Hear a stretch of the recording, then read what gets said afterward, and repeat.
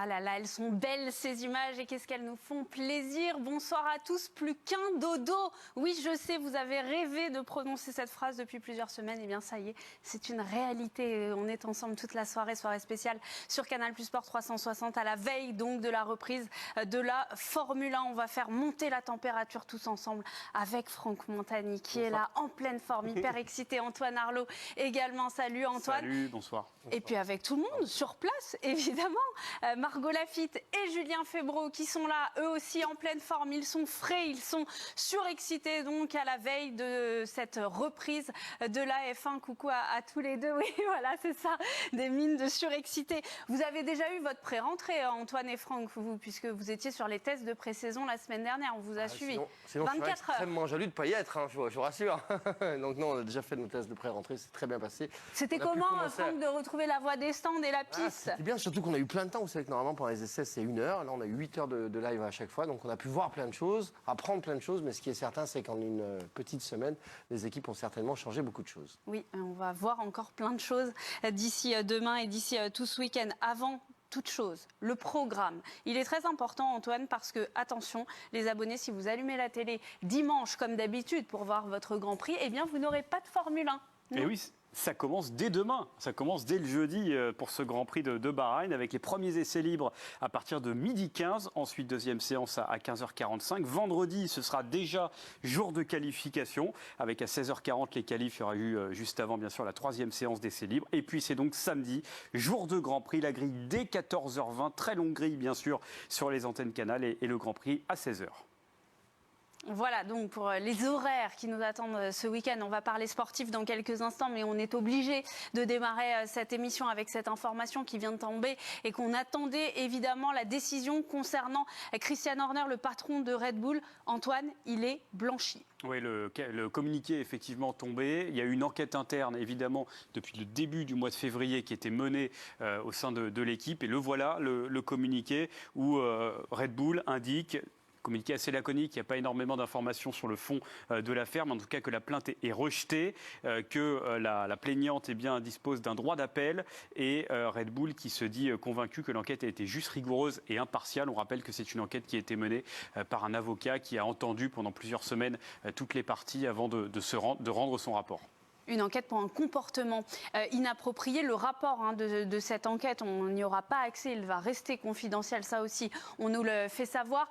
Margot, Julien, on vient vous voir sur place. Évidemment, cette décision, tout le monde l'attendait dans le paddock. Bien sûr, on savait qu'elle tomberait dans les jours, les heures, on avait prévu a priori que ce serait aujourd'hui et c'est arrivé, tout le monde était là, bien sûr les télés attendaient que ça tombe, les réactions elles sont, on va pas dire de la surprise bien sûr parce que il est important pour la Formule 1 qu'il y ait de la stabilité et que l'homme qui est à la tête d'une écurie depuis le plus longtemps, c'est-à-dire près de 20 ans pour Christian Horner, reste à son poste. Donc, mais quand même de la surprise dans la mesure où aller aussi loin dans l'enquête, Julien, on pensait que l'issue serait négative. Il y avait certains doutes évidemment, mais il fallait laisser la justice faire son travail. C'est ce qui semble avoir été fait par un avocat indépendant. Il faut regarder un peu ce communiqué. Il vient d'abord de la firme Red Bull, non pas de l'écurie Red Bull Racing. Il faut bien dissocier les deux. Ce communiqué, il est effectivement assez laconique. Il ne précise pas dans des termes évidents que Red Bull Racing renouvelle sa confiance à Christian Horner. Ça n'est pas précisé. Et puis, c'est peut-être un de plusieurs épisodes. Si la plaignante en question souhaite aller plus loin dans cette affaire, elle en a le droit et rien encore une fois n'est précisé dans ce communiqué en disant que Christian Horner reste bien à la tête de l'écurie, soit parce que ça paraît évident au groupe et qu'il ne nécessite pas d'être précisé, soit parce qu'il se passera peut-être autre chose ensuite. En tout cas, ce qui est indiqué dans ce communiqué, c'est que les choses ont été faites de manière les plus impartiales possible et c'est sur ça qu'il faut s'appuyer aujourd'hui. Mais c'est vrai qu'il y avait beaucoup de tensions liées à cette décision, à cette affaire. Pendant les tests hivernaux, même les gens chez Red Bull en coulisses nous disaient on aimerait bien que ce soit réglé, quelle que soit l'issue positive ou négative pour Christian Horner. On a besoin de savoir parce que c'est pesant sur une équipe, toute champion du monde soit-elle, même si elles ont l'air en piste et sur un aspect sportif de dominer, eh bien l'extra sportif commençait à être très pesant, donc il était grand temps qu'une décision soit rendue. Est-ce que c'est un point final à cette affaire ou est-ce que c'est une étape de cette affaire? Seul l'avenir nous le dira. Ce qui est certain, c'est que dès Potron-Minet, on campera devant l'entrée du paddock, l'entrée de chez Red Bull, pour voir de nos yeux vus l'arrivée de Christian Horner dans le paddock à Bahreïn. Et on vous les montrera sur les antennes de Canal, bien sûr, ces images de l'arrivée de Christian Horner. Julien a raison d'insister là-dessus. Hein. Ça n'est peut-être pas un point final à ce dossier. Est-ce qu'en tout cas, déjà là, ça peut laisser des séquelles, des traces au sein de cette équipe? Bien sûr, ça en a laissé déjà. Vous savez, d'un côté, il est d'abord été accusé coupable, après blanchi, après ceci, après cela. Nous, on est mal placés de toutes les manières pour juger tout ça parce qu'on en est loin. On est là pour parler du sport. Mais clairement, dans une entité comme ça, on sait que ça crée des tensions, des problèmes de communication. La force de Red Bull aujourd'hui, la force de Red Bull et Max Verstappen, c'est justement cette connexion, cette liaison des hommes qui font que quand ils clignent de l'œil droit une fois, ils savent que il a du sous-virage. J'exagère, mais on est presque à ce degré-là.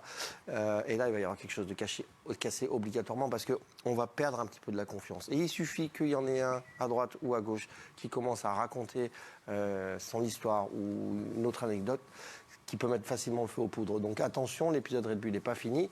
Et attention, encore une fois, quand vous avez quelqu'un qui est là et que vous avez 9 autres écuries qui n'ont qu'une envie, c'est de prendre sa place, on va se servir de tout et n'importe quoi pour essayer de les faire bouger.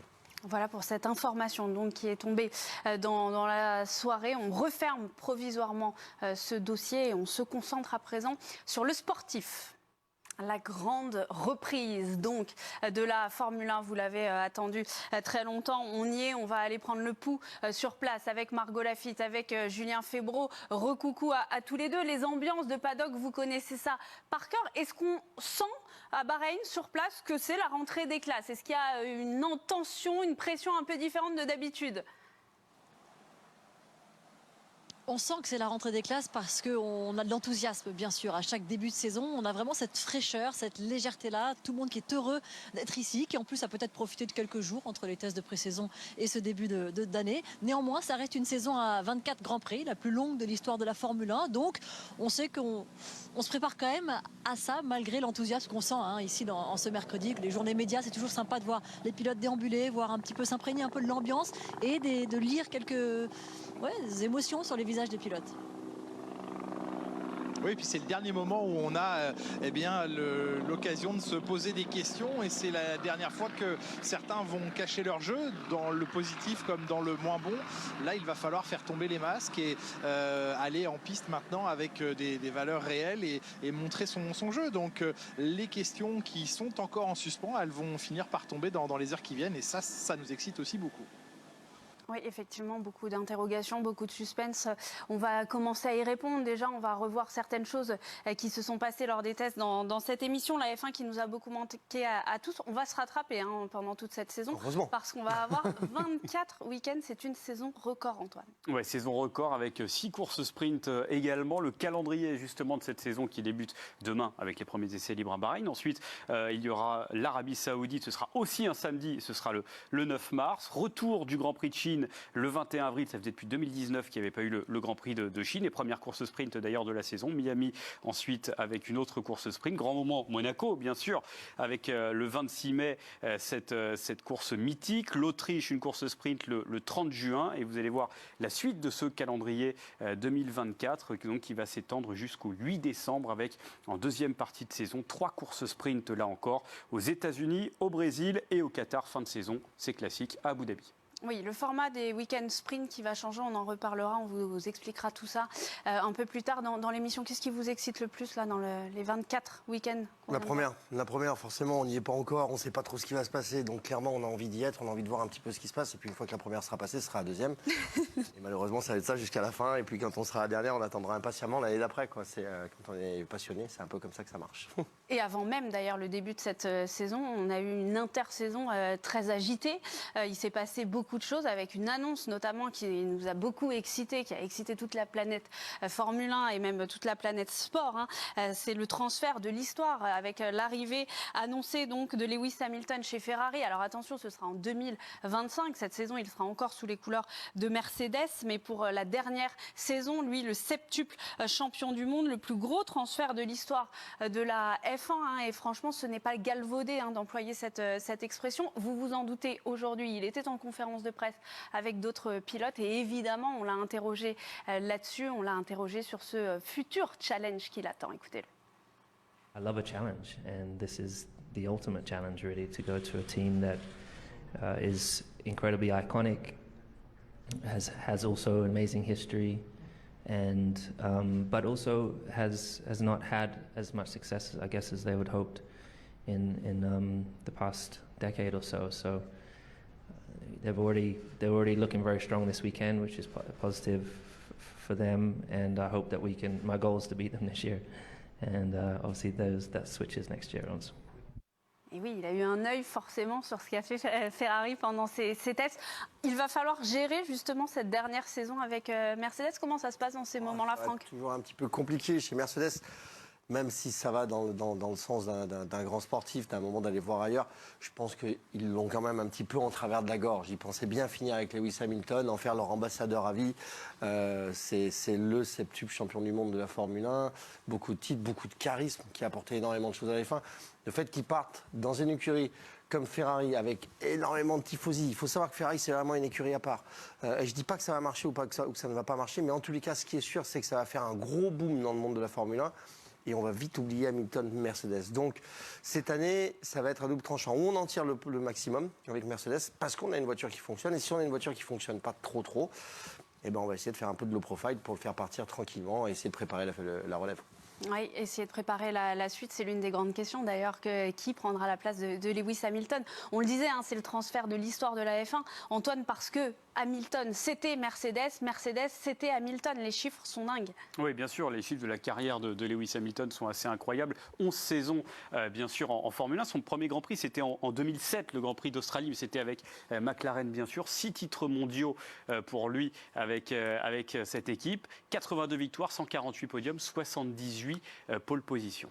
Et un Charles Leclerc qui va donc accueillir un nouveau coéquipier, lui qui d'ailleurs pendant l'intersaison a prolongé aussi, contrat longue durée. On ne connaît pas exactement le temps de ce contrat avec Ferrari. Pour Charles Leclerc, le monégasque qui s'est confié aujourd'hui à notre consultant Jean Alesi, un entretien que vous retrouverez en longueur dans la grille. Petit extrait justement sur l'arrivée d'un coéquipier septuple champion du monde. Alors avec Carlos, ça s'est super bien passé pendant toutes ces années-là. Après, c'est sûr qu'avoir Lewis qui arrive, il amène beaucoup d'expérience dans le team. Il a tout ce succès qu'il avait en Formule 1, donc c'est une très bonne opportunité pour moi aussi d'avoir un 7 fois champion du monde à côté de moi. C'est une bonne opportunité pour apprendre, mais pas seulement, parce que comme tu le dis, c'est pas mes premières saisons. Et moi, c'est un beau challenge. Mais bon, c'est sûr que d'apprendre d'un des meilleurs pilotes de la Formule 1, ce sera une bonne chose. Et j'ai hâte de le voir en rouge. Voilà, les confidences de Charles Leclerc avec Jean Alesi. Nous aussi, on a hâte de le voir en rouge. Lewis Hamilton, les confidences donc à retrouver dans la grille. On a vu le programme un peu plus tôt dans l'émission, dans la grille de samedi. Je crois que j'ai dit dimanche tout à l'heure, mais c'est dans la grille de samedi puisque le Grand Prix aura lieu samedi. Tiens, Margot, Julien, on a envie de vous entendre là-dessus. On parlait de l'excitation dans le paddock au moment de la rentrée. Évidemment aussi, cette annonce fait beaucoup parler et anime un peu ce début de saison. Et carrément, oui, bien sûr, elle a même précédé ce début de saison, donc elle s'est annoncée avant toute chose, tout truc officiel de la Formule 1, les tests de pré-saison et le premier Grand Prix ici, bien sûr. Ça fait parler, ça fait réagir, il y a énormément de questions qui tournent autour de ça. Je pense que ça va durer quelques semaines, a priori, mais en tout cas, c'est une très belle nouvelle et ça nous apprend la patience, Julien. Oui, alors on sait que devant vos écrans, beaucoup d'entre vous ont déjà envie d'être à 2025 pour voir Lewis Hamilton enfiler cette combinaison rouge et prendre la piste au volant d'une Ferrari, mais comme vous l'avez dit, Margot, il y a certainement plein de situations et beaucoup auxquelles on ne pense pas maintenant qui vont intervenir pendant cette saison 2024 et qui vont forcément avoir un écho sur 2025. Si Charles Leclerc et Lewis Hamilton se retrouvent en bataille à certains moments dans la saison roue contre roue, est-ce qu'ils vont déjà vouloir montrer l'un à l'autre qui est le patron? On va sûrement vivre des situations, des scènes cette année qui vont nous conduire à se dire tout ça va changer dans quelques mois parce que c'est dans moins d'un an que Lewis Hamilton sera vêtu de rouge chez Ferrari et c'est là aussi quelque chose de très excitant. On utilise beaucoup le terme d'excitation en ce moment. Oui, c'est vrai, c'est un peu le début de saison et on aura beaucoup d'images comme celle-ci, reliant le noir de Mercedes au rouge de Ferrari. C'est beau ça. Oui, c'était très beau, Marco, et on va continuer à employer ce terme d'excitation pendant toute cette émission. C'est le thème de cette soirée sur Canal Plus Sport 360. Évidemment, on a hâte que ça démarre. Ce sera demain. On compte les heures, vous aussi, devant votre écran. On l'imagine, les premiers tours de piste demain avec la première séance d'essai. On l'a dit, mais on le répète, à 12h15. Donc, ce sera un jeudi exceptionnellement, puisque le Grand Prix aura lieu un samedi. Effectivement, le duo Charles Leclerc, Lewis Hamilton. On a écouté Charles Leclerc, très heureux d'accueillir un septuple champion du monde, mais ça va être quand même quelque chose à gérer en 2025. Ah, ça va être très tendu, ça va être très chaud, mais pas spécialement pour les pilotes. Je pense que ce sera plus pour Fred Vasseur que ça va être compliqué. Fred Vasseur, vous savez, c'est un chef d'écurie qui emmène ses pilotes, qui discute énormément avec eux, et ces deux pilotes, il les connaît des petites catégories, sauf que c'est des hommes qui ont grandi, qui sont aujourd'hui des champions, qui ont leur ego, leur caractère. Attention, comme le disait Julien, est-ce qu'il n'y ait pas trop de friction? Et il y aura des frictions, quoi qu'il se passe. Il va falloir être intelligent, il va falloir être bon. J'ai hâte, franchement, j'ai hâte de voir ce qui va se passer. En fait, on a plein de choses à vous raconter en Formule 1, c'est ça qui est génial. Frédéric Vasseur, justement, Lewis Hamilton en a parlé la semaine dernière, vous étiez à Bahreïn pour les tests, et il a parlé de l'importance du patron de la Scuderia, Lewis Hamilton, pour son arrivée, justement. Écoutez les deux. Lewis Hamilton d'abord, Frédéric Vasseur ensuite. I've got a great relationship with Fred. Obviously, I raced for him in Formula 3, and we had amazing success in Formula 3 and also in GP2, and that's really where the foundation of our relationship started. And we just always remained in touch. And I thought that he was going to be an amazing team manager at some stage and progress to Formula 1, but I didn't at the time. He wasn't interested in that. And I think just the stars aligned. I think it was it really wouldn't have happened without him. So I'm really grateful.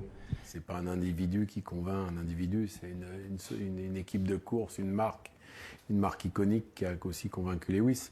Après, je pense que c'est lui qui a eu sa réflexion, qui s'est certainement dit que pour être champion du monde une 8e fois, on était une bonne option, et en tout état de cause, c'est ce qu'il a en tête. Donc voilà, j'essaye de lui donner un maximum de garanties, de lui donner une vision de l'avenir de l'équipe qui soit encourageante. Il est modeste, Frédéric Vasseur, ce n'est pas un homme qui a convaincu un homme, mais Lewis Hamilton dit bien que sans lui, il ne serait pas allé chez Ferrari en 2025. C'est un gros coup, signé Frédéric Vasseur, Franck Montagny. En plus, il n'emmène pas que Lewis Hamilton, il va avoir aussi d'autres transfuges. Loïc Serra, par exemple, directeur performance actuellement chez Mercedes, qui rejoindra en 2025 Ferrari. Ouais, et puis peut-être quelques surprises, on ne sait pas encore, mais ce qui est sûr, que c'est un énorme coup. On les voit là tous les deux avec Loïc Serra. Ouais, avec Loïc Serra, notre petit français, c'est bien, on a de plus en plus de francophones dans ce paddock de Formule 1, ça va être encore plus intéressant pour vous et pour nous. Fred Vasseur, non, c'est un énorme coup qui réussit à ce moment-là. Il a su garder cette discussion un petit peu secrète. On les a jamais vus tous les deux avec Hamilton. C'est avec le monde de la Formule 1, ça parle énormément, comme dans le monde de la moto, bien entendu. Mais c'est vrai qu'on les a pas, on s'y attendait vraiment pas, et il a surpris tout le monde. Et ça, franchement, je sais que Fred, c'est un truc qu'il adore, c'est un truc qui l'éclate, qui l'excite, pour reprendre les mots de Julien. C'est vraiment un top moment pour lui à ce moment-là, c'est de savoir que, je vous ai tous eu là. Là, c'est moi le numéro 1, le champion du monde, le septuple champion du monde, c'est moi qui l'ai pris. C'est comme la prochaine personne qui arrivera à sortir Max Verstappen, ça sera un gros coup. Et là, bravo Fred, bravo Ferrari. Ouais, il s'impose comme l'un des patrons qui compte dans ce paddock. La grille, tiens, on va la découvrir, la grille 2024. Bon, Antoine, il n'y a pas grand-chose à découvrir parce qu'il n'y a rien qui bouge. Par rapport à la fin de saison dernière, en tout cas, effectivement, il n'y a pas de changement de pilote.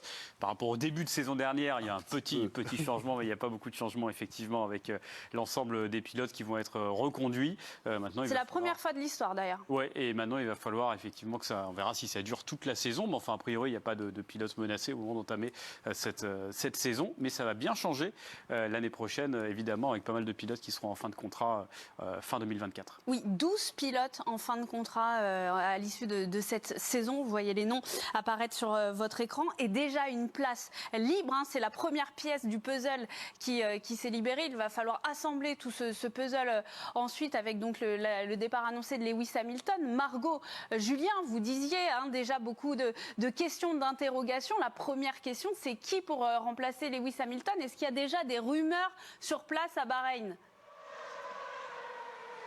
Déjà, il y aura de la pression pour tous ces pilotes, hein, Julien, parce que, enfin, pression, en tout cas, pas une sérénité incroyable quand on ne sait pas où on va l'année suivante. Pas pour Lewis Hamilton, je vais laisser répondre Julien. Pour le remplacement de Lewis Hamilton, ils vont avoir l'embarras du choix. C'est chez Mercedes, ça devient le baquet le plus convoité du plateau, avec aussi celui de Sergio Pérez, si le Mexicain ne le gardait pas au-delà de la saison actuelle. Mais c'est vrai que cette place de Lewis Hamilton va être très convoitée. George Russell en plaisantait il y a quelques temps en disant: j'ai passé du temps avec Toto Wolff et je voyais sur son téléphone apparaître les messages de tous les pilotes qui le contactaient, et certains sont même passés par George Russell pour lui dire: tu voudrais pas me recommander auprès de Toto Wolff? Donc il y a certainement beaucoup de pilotes, des noms auxquels on ne penserait même plus peut-être. Vous n'avez pas postulé, vous, Margot?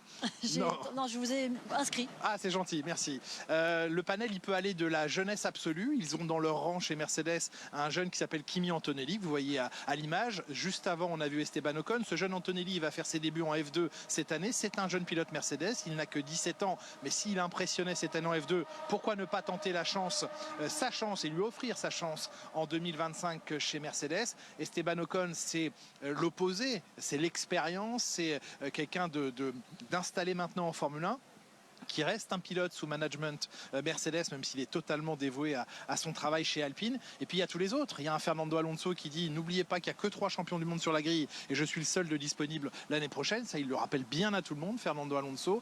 Il peut aussi faire partie des candidats. Lewis Hamilton, on l'a entendu, évidemment, il a envie de regagner avec Mercedes. Il n'a pas gagné les 2 dernières saisons. C'est une anomalie pour lui, le septuple champion du monde. On l'a vu avec vous, Antoine, il en est à 82 victoires avec Mercedes. Il a envie de bien finir et d'augmenter ce compteur, évidemment. Vous qui avez vu les voitures de près, évidemment, lors des tests, c'est difficile de tirer des conclusions, Franck, mais on a quand même un premier ressenti. On vous a demandé, à Julien et à vous qui étiez sur place, notamment l'équipe qui vous avait fait forte impression. Et vous nous avez dit Mercedes, Franck, justement. Je pense que chez Mercedes, il y a quelque chose quand même. Alors, je suis impressionné par leur approche technique. Ils ont tenté des choses. Ils n'ont pas tenté uniquement à essayer de se retrouver, à essayer de copier la Red Bull. Ils ont fait quelque chose dont on parlera tout à l'heure, notamment sur les droits avant. Mais Mercedes, parce que je vois un peu de sérénité. J'ai pas vu beaucoup de paroles. J'ai l'impression qu'ils cachent énormément leur jeu pendant ces essais libres. Alors, je peux me tromper complètement. Et s'ils ne sont pas cachés leur jeu, ils vont se battre vraiment à la 3e, 4e, 5e place. Mais j'ai quand même l'impression qu'il y a un fort potentiel dans la voiture, plus stable, plus facile à contrôler.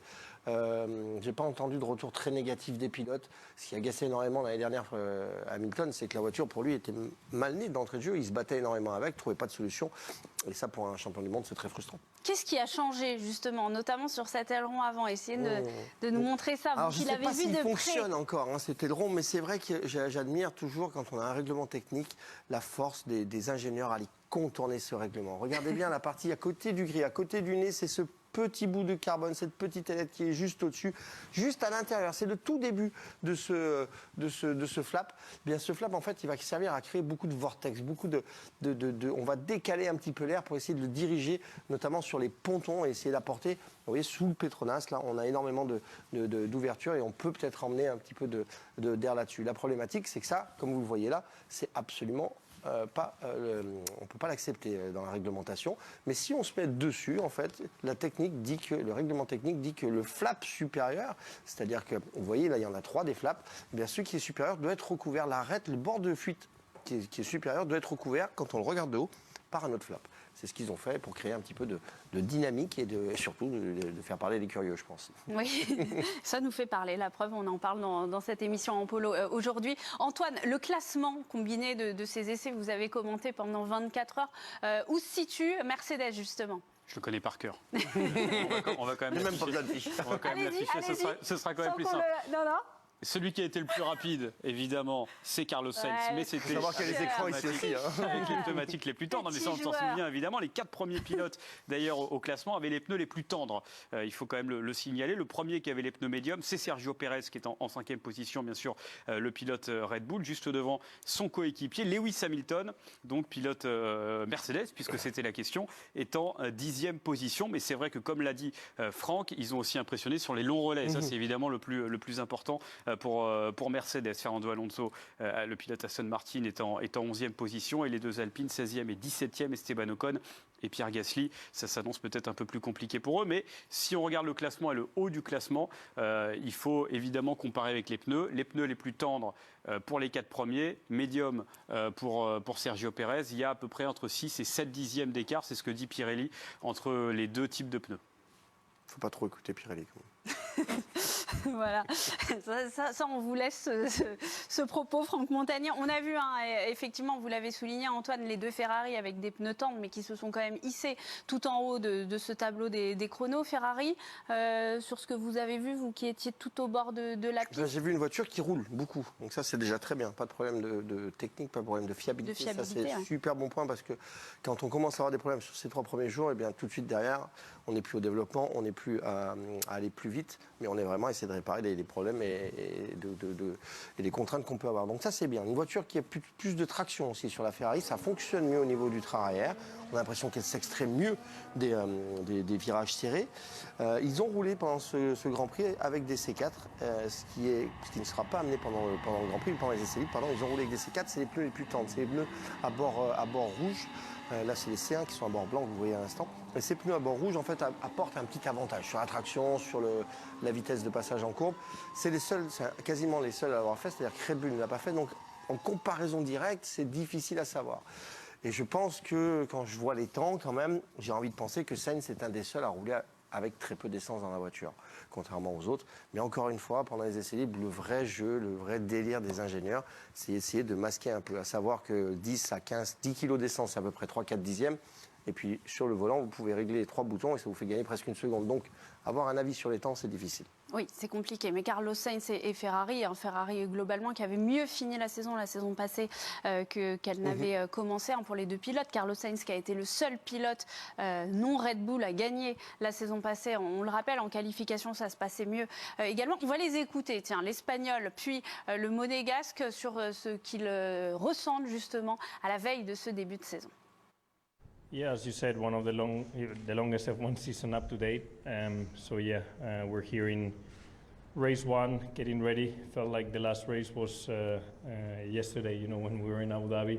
So winters keep getting shorter, testing keeps getting shorter, and you're just constantly racing now almost, no? So feel like, we haven't lost the rhythm. We had a good first test.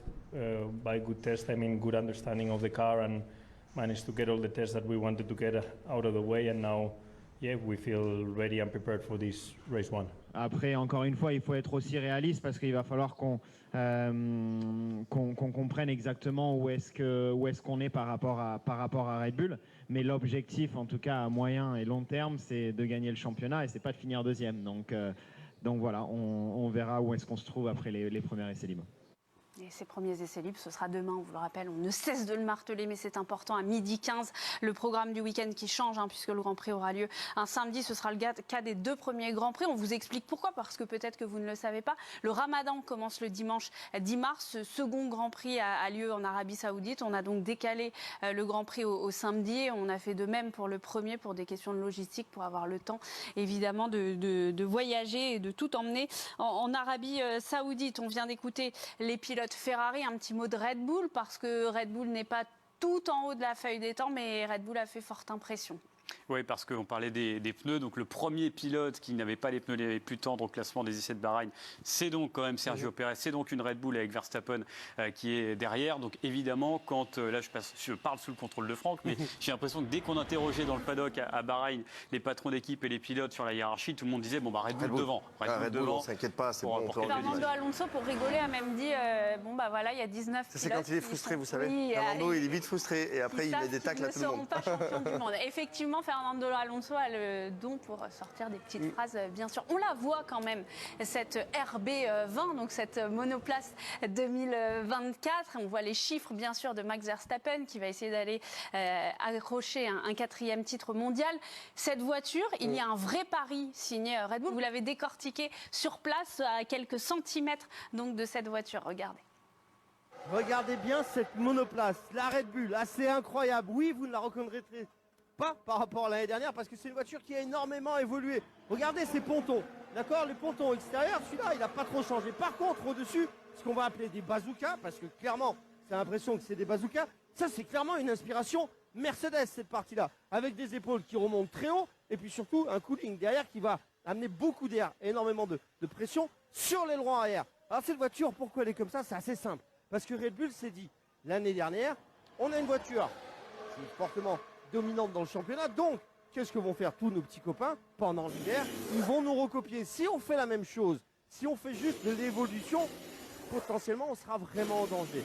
Donc ils sont allés eux aussi regarder ce qui se passait sur les autres voitures, notamment chez Mercedes.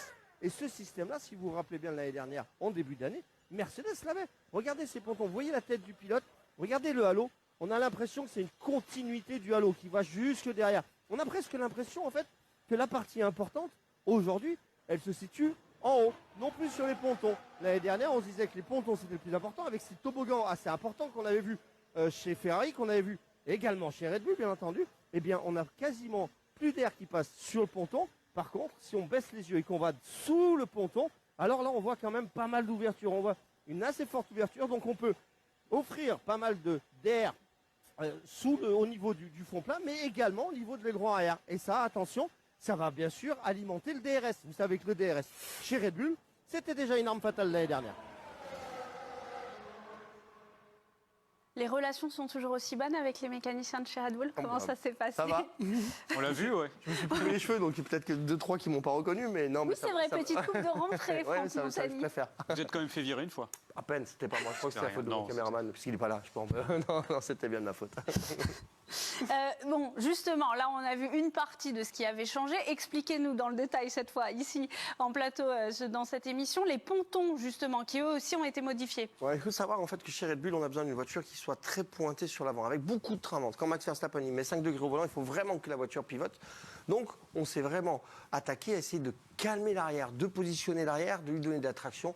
Et vous voyez les deux boudins qu'il y a au-dessus là, ça va permettre vraiment au-dessus du casque là derrière d'amener de l'air, énormément d'air, non pas sur l'aileron au-dessus, mais sur l'aileron du dessous. Ces wing beams derrière qui sont très importants, qui permettent de caler la voiture. On a également tout sur le côté. Vous voyez les entrées d'air là, on les voit bien sur la montée. Ça, c'est des S-ducts. Ça permet que l'air rentre à cet endroit-là. Il va remonter au-dessus, au niveau des bazookas. Et puis cette partie, vous la voyez, on a décidé de remonter les pontons. On va laisser énormément d'espace entre le fond plat et le ponton, ce qui va créer une zone de dépression à cet endroit-là. Et ça va appuyer, ça va accélérer. Et l'air va s'accélérer. Je viens de me voir à la télé, ça me fait peur quand je parle. Et l'air va arriver projeté sur l'aileron arrière de manière beaucoup plus agressive. Et ça va vraiment plaquer la voiture. Pour l'instant, ça fonctionne. On va voir jusqu'au bout, jusqu'où ils veulent aller. Max Verstappen, on l'écoute parce que je crois qu'on ne l'a pas encore écouté. Hein, vous me confirmez, pendant les tests, on ne l'a pas entendu. Max Verstappen, eh bien, il s'est exprimé aujourd'hui et il est toujours aussi confiant. I would say my feeling is pretty similar to last year also. Like, I'm, relaxed and just looking forward to the year. Also with everyone being, very excited about the new car. I'm excited. I'm just very curious now to find out, of course, how competitive we are going to be. But, yeah, it's time will tell. I don't really, try to worry about it too much or whatever. I just have this kind of thing in my head of like, just we'll see. I'm pretty relaxed about it. Ça, c'est du Max Verstappen, craché, détendu, calme, serein. Mais ça lui arrivait d'être un peu stressé. Là, il ne l'est pas du tout, hein, clairement. Ouais, on l'a vu sorti du premier jour de la voiture, entre midi et 2. Il était vraiment tout sourire. Enfin, voilà, c'était la rentrée des classes. Il était content de retrouver ses potes. Et forcément, quand on est le meilleur de l'école, c'est toujours plus facile. Mais c'est un peu inquiétant, cette relation. Mais il va falloir qu'il se passe quelque chose quand même dans cette écurie pour les déstabiliser, parce que j'ai l'impression qu'ils sont vraiment sur une autre planète. Et puis à la fin des essais, dès qu'il est sorti de la voiture, il était tout de suite en train de débriefer, alors que tous les autres faisaient des simulations de départ. C'était peut-être le moment un peu sympa de la journée. Lui, il l'a pas fait. Il est rentré au box directement pour débriefer. On l'a vu, il était déjà très concentré sur comment essayer peut-être d'améliorer les performances. Donc il était déjà concentré pleinement sur la saison. Vous avez raison là-dessus. C'est 10 minutes qui sont obligatoires, qui sont imposées par la FIA. Donc c'est pour faire les travaux de la FIA, pour vérifier que les lumières s'allument bien, que tatati. Max, il s'est dit, de toute façon, vous avez déjà 3 voitures. Moi, je vais commencer à bosser. Je vous laisse faire des trucs qui ne sont pas importants pour moi, mais qui sont importants pour la FIA. Moi, je vais rentrer, je vais commencer à bosser. Ce qui est un petit peu prétentieux, mais c'est Max Verstappen. Ouais, c'est là. Et c'est un champion du monde et pour l'instant c'est le plus fort. On verra ce qu'il en est évidemment cette saison. Red Bull qui a innové.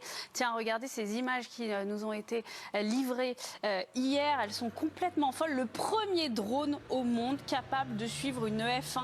Ils ont fait ça donc pendant l'hiver à Silverstone sous la pluie. C'est du jamais vu. Hein. C'est Red Bull qui a démarré, qui a dévoilé ces images. Un drone qui suit donc une F1 et qui peut aller jusqu'à 350 km/h. Ça vous plaît ? Ouais, je trouve ça chouette, mais c'est tronqué, c'est sous la pluie. Oui. Faudrait voir sous le sec. Évidemment, on aurait préféré que ce soit sur le sec et que ça aille. Je trouve ça génial d'avoir. En plus, j'ai vu un petit peu des images avec le pilote, etc., qui est concentré avec une loupe à travers l'œil. C'est vraiment génial. C'est vraiment de la technologie. Pour l'instant, pour des raisons de sécurité, évidemment, on n'aura pas ça pendant la saison, pendant une course, mais ça donne des idées quand même. Ça pourrait peut-être arriver très très vite. Je crois que vous êtes un spécialiste de drone. Oui, c'est vrai. Je crois que vraiment, vous êtes pilote de drone. Un talent café. Je suis télépilote. J'ai mon diplôme. Je voulais vous l'amener, mais je l'ai perdu. Ouais. Ça, je me dirais que je veux voir. J'aurais pas pu piloter la Red Bull, mais j'aurais pu piloter le drone. C'est déjà ça. Moi, je pense On attend de voir. Je le ferai à Silverstone. On attend de voir. On veut une photo de ce diplôme. Hein. Antoine, ils sont forts. Hein. Ils sont très forts chez Red Bull. Pour l'instant, ce sont les plus forts. Évidemment, Julien, on vous a demandé, donc je le disais tout à l'heure, à l'issue de ces tests, vu que vous étiez sur place, Franck et Julien, qui vous avez fait la plus forte impression. Franck, vous nous avez parlé de Mercedes tout à l'heure. Julien, vous, avant cette émission, vous nous avez donné évidemment le nom de Red Bull. Je vous ai même donné le nom de Max Verstappen. Alors évidemment, ça va de pair avec Red Bull, mais c'est l'association, une nouvelle fois, Red Bull, Max Verstappen. Pourquoi je vous dis ça? Parce que le deuxième jour des tests ici, lorsque Sergio Pérez était dans la voiture, il y avait un petit peu moins de satisfaction dans le clan Red Bull. Et certaines personnes avec lesquelles j'ai discuté me disaient « Oui, aujourd'hui ça va un peu moins bien, mais c'est pas le même pilote dans la voiture. » Je me suis dit « Ouf, c'est déjà assez violent pour Sergio Pérez. » Toujours est-il que l'association Red Bull, Verstappen, évidemment, m'impressionne déjà beaucoup. Franck l'a expliqué, l'a montré sur la voiture. Ils ont osé aller beaucoup plus loin dans leur concept, osé faire autre chose qu'une évolution de la voiture de l'année dernière, qui avait pourtant fini la saison avec encore beaucoup d'avance. Donc l'audace peut être récompensée et risque bien d'être récompensée cette année encore. La voiture est visuellement très spectaculaire, elle est visuellement très performante et le chrono semble dire aussi qu'elle est très performante. Verstappen est dans une décontraction qui, à ce niveau-là, aide à la performance et dans un relâchement et une concentration qui vont là aussi lui permettre d'être serein au volant de cette voiture et de l'exploiter à 100%. Margot, Julien, toujours en direct avec nous dans la nuit de Bahreïn. On va vivre tout ce week-end, bien sûr, avec vous sur place. On vous redonnera les horaires tout à l'heure. On vous a demandé aussi qui vous avez fait la plus forte impression. Quelle était votre plus grosse attente? Alors, Julien nous a parlé de Ferrari, on en a déjà un petit peu parlé. Et puis, quel était votre plus gros point d'interrogation? Et pour vous, Franck, la plus grosse attente et le plus gros point d'interrogation, c'est... Ouais, même écurie. C'est la même écurie. En fait, j'ai un point de déception, forcément. Et par contre, j'attends beaucoup de choses de cette déception. C'est bien l'Alpine dont on va parler. Cette Alpine, mal née. On sait que déjà que l'année dernière, il y avait un problème avec le moteur, que c'était un peu moins puissant. Donc, on savait déjà qu'il fallait qu'il travaille fort, plus fort que les autres pour essayer de remonter la pente. Et cette voiture, clairement, là, aujourd'hui, elle n'est pas dans le game.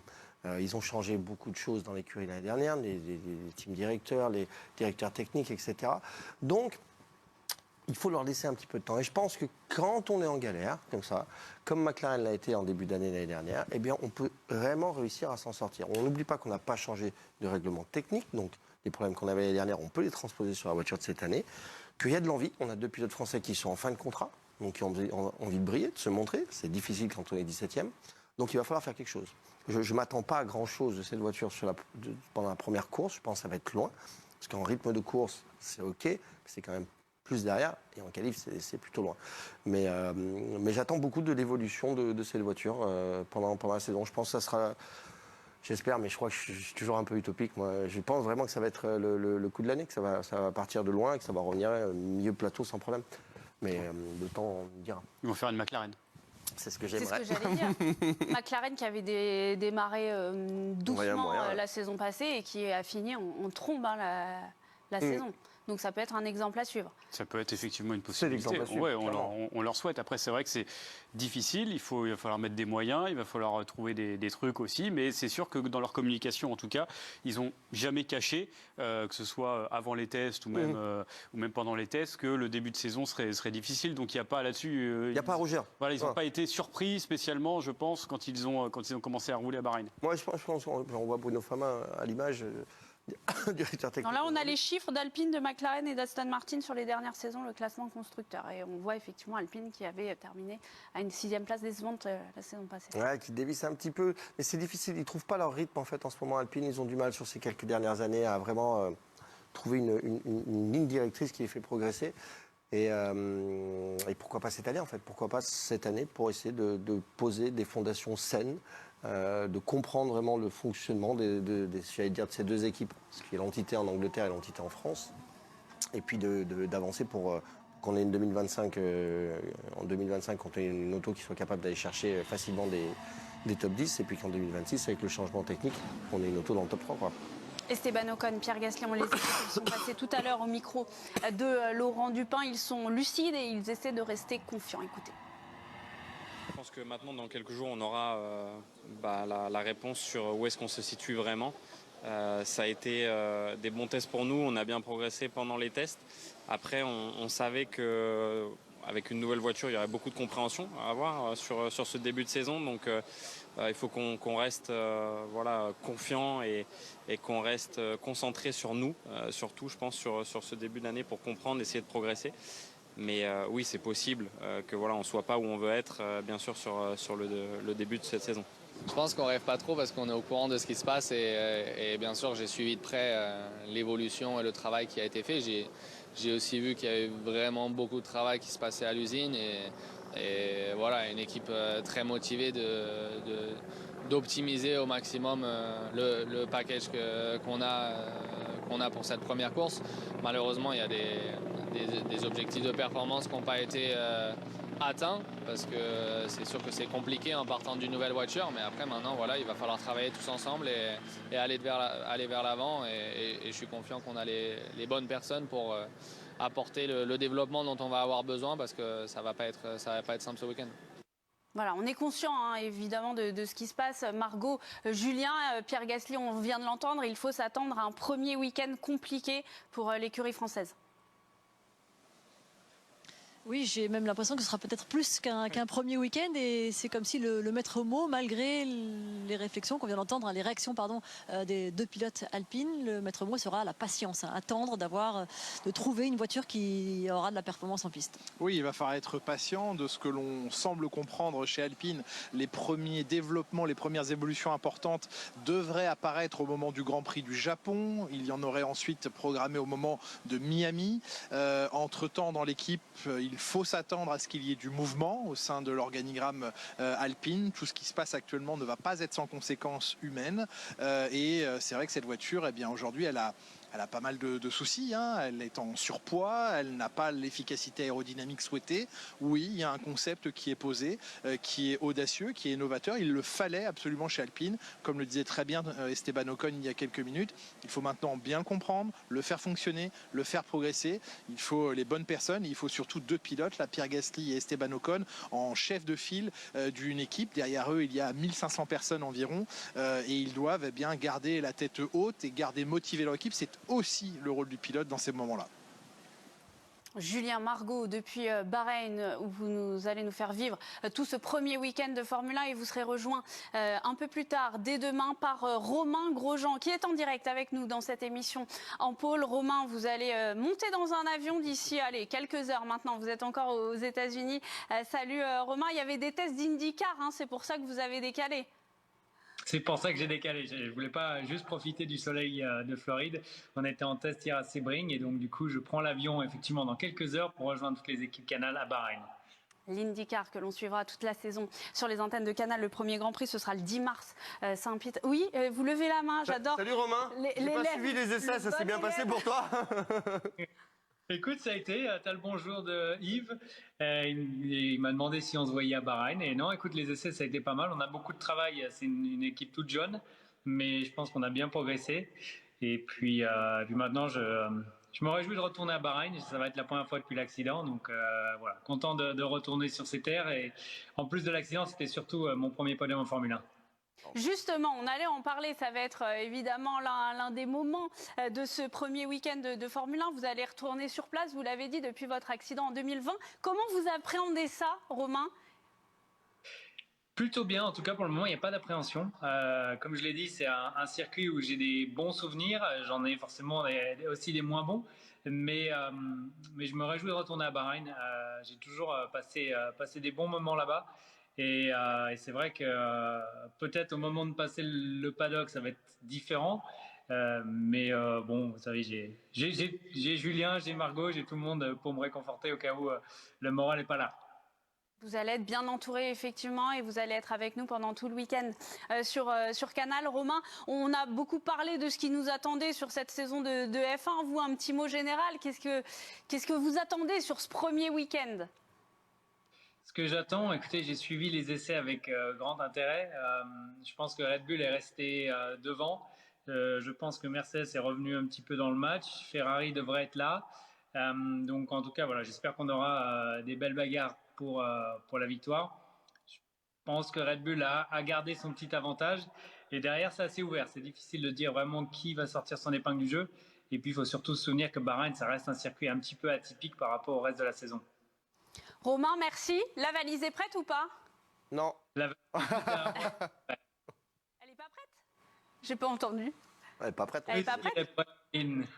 Ah, bon, très bien. Eh bien, on vous retrouve sur les antennes de Canal dès vendredi. Merci beaucoup de nous avoir fait un petit coucou et ces retrouvailles donc avec Bahreïn. Nos caméras suivront ça, bien évidemment, et on verra ça avec vous samedi dans la grille notamment. Merci beaucoup, Romain, et vous nous accompagnez pendant tout le week-end. Donc, on va suivre ça. Tiens, un dernier petit mot avec vous, Antoine, parce qu'après, vous allez laisser votre place à un certain Jules de Ramble. Non, vous n'êtes pas d'accord ? J'ai pas envie. On va s'arranger. Je sais pas. Oui, c'est une demi-F1. On a parlé tout à l'heure du calendrier, de ce calendrier record avec 24 courses, dont 6 sprints. Le format des week-end sprints qui va changer cette saison, c'est l'une des nouveautés. Oui, le nombre de courses, ça ne change pas. C'est comme l'année dernière, 6 courses sprint. Mais effectivement, les choses vont être un peu plus logiques. On va dire, ça va être dans l'ordre. Avec dès le vendredi, eh bien, il y aura le matin, toujours évidemment, une séance d'essai libre. Ensuite, le vendredi après-midi, là, ce sera la qualif de la course sprint. Le samedi, ce sera le matin, la course sprint. Évidemment, changement important. Et ensuite, qualification pour le Grand Prix.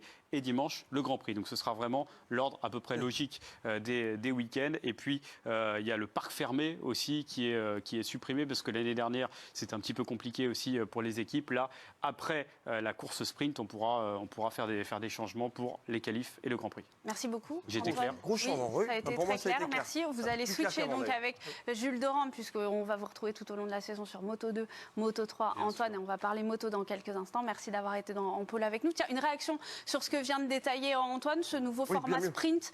Franck, c'est beaucoup mieux avec donc fini cette journée un peu à part du samedi. Oui, il y avait une journée à part, puis surtout, je trouvais pas logique le fait de pouvoir rouler avec la voiture, mais de jamais pouvoir la régler.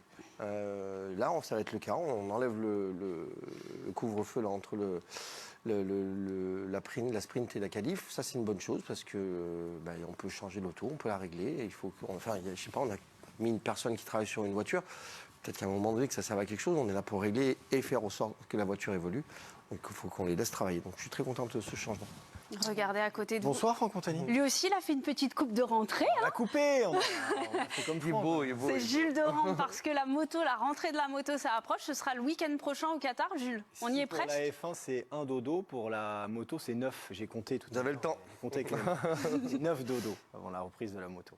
Bon, ça va, ça tenait sur deux mains. Bon, j'ai eu du mal. Vous avez eu de la chance. Vous avez eu beaucoup de chance. Il y a eu 2 salves de tests en Malaisie, au Qatar également. Qu'est-ce que ça a donné pour nos Français, pour Fabio Quartararo? Il y a des grands motifs d'espoir dans le clan français. Il ne faut pas regarder le chrono. Vous savez qu'en essai, Franck le sait très très bien, il a roulé des milliers et des milliers de kilomètres. On regarde le chrono un peu, il faut mieux être devant que derrière, c'est sûr, mais il ne faut pas se focaliser sur le chrono parce que le chrono des Français, il n'est pas incroyable. En revanche, on est en train d'entamer, et chez Yamaha du côté de Fabio Quartararo, et chez Honda, une énorme restructuration. On a tout changé ou presque, ça va prendre énormément de temps, Franck. Mais la bonne nouvelle, c'est que le pilote numéro 1, la star, Fabio Quartararo, il est satisfait fait des changements. Oui, ils sont encore loin, notamment lorsqu'on parle du time attack, Franck, du tour rapide. C'est encore trop loin des Ducati, mais il y a des gros motifs d'espoir chez Yamaha. Ça va prendre du temps. On rappelle également que Yamaha et Honda ont des concessions cette année, c'est qu'ils vont pouvoir travailler sur la moto tout au long de la saison, à l'inverse de Ducati. Ducati ne peut pas toucher à la moto. Non, là c'est fini. Ils ne peuvent plus toucher à la moto. La spécification moteur est figée. Donc il n'y a plus d'évolution possible. En revanche, Yamaha va pouvoir faire progresser son moteur et son aéro. On sait que maintenant l'aéro, ça prend une part prépondérante en MotoGP. Donc on va pouvoir progresser du côté de chez Quartararo et Zarco pour espérer revenir au niveau de Ducati et d'Aprilia et de KTM, les marques européennes qui trustent pour l'instant le sommet de la hiérarchie mondiale. Oui, il y a du monde à rattraper. On parlait de Mercato en F1 qui va être très excitant cette saison. Fabio Quartararo, on le rappelle, est en fin de contrat. Et s'il y a 12 pilotes également. en F1, il y en a 18 en moto. Voilà. Donc c'est beaucoup. On l'écoute ou pas, Fabio Quartararo? Oui, on va l'écouter. Tiens, Fabio Quartararo, on a entendu des pilotes français de Formule 1 lucides, lui aussi. Il l'était à notre micro.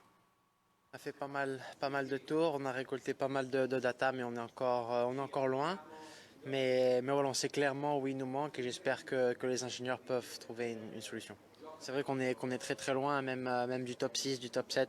Donc c'est surtout là où il faut trouver une solution parce que finalement l'objectif pour l'instant c'est pas de viser la pole position mais surtout la deuxième ligne voire la troisième.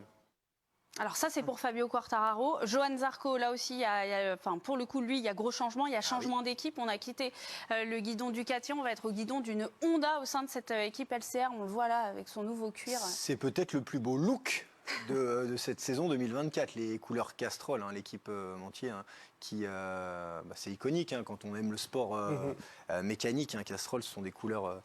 Ce vert et ce rouge. Ouais, c'est très joli. Vert, c'est l'espoir, Pauline. Vous le portez souvent à l'antenne. Voilà, on souhaite plein d'espoir à Johan Zarco. C'est vrai que lui tente le pari d'une vie. Il a quitté la meilleure moto du plateau, la Ducati, qu'il pilotait depuis 4 ans, pour la Honda, qui était la pire moto la saison passée. Mais Honda, comme je l'expliquais avec Yamaha, bénéficie des concessions. C'est le premier constructeur mondial. Ils ont mis énormément de moyens.